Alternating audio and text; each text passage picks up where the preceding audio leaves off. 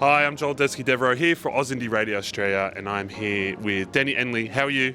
I'm so good. How are you guys? The big question I've got to ask you, when you fist bump, do you do an explosion? Do you think it's offensive to have the explosion? So if we do a fist bump right there, so then you go... I feel like you gotta suss the vibes, you know? You gotta like suss if they're like an explosion vibe. So how do you tell that? Is it just like, you can tell... See, you're an explosion dude, so I'm like, I feel safe. This could possibly be the worst question I've ever asked anybody.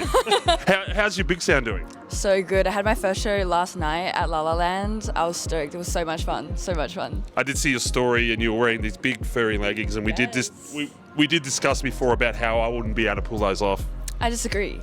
I think you're selling yourself short.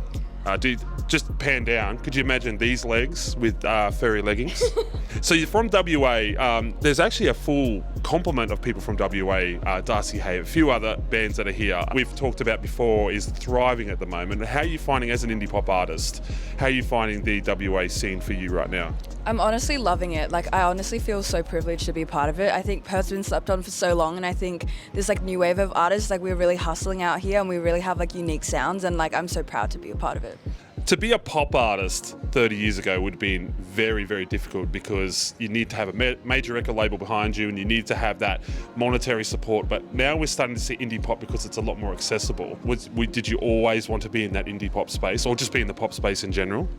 I think I've always loved like heaps of different genres, and I think that's what I love about pop is like, what is pop, you know what I mean? It really could be like a blend of so many different genres, and I think I love the freedom that comes with pop, and I feel like it's the most flexible kind of genre to be in. So yeah, I think I've always wanted to be in the pop space just because I can do whatever I want with it.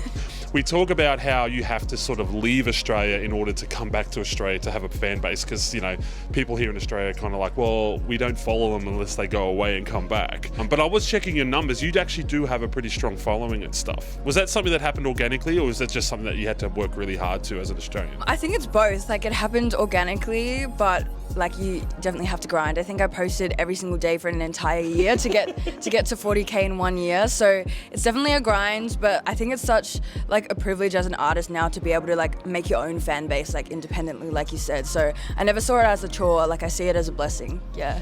Go to a cutaway right now and it's going to show Dani. She's busting out massively in the middle of the street in her music video.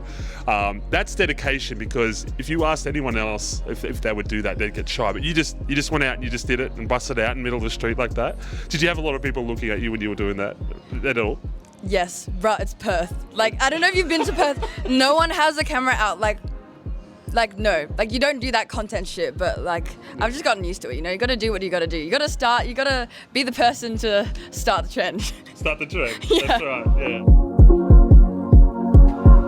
Hey guys, it's Dani Enli and you're listening to OzInDi Radio Australia.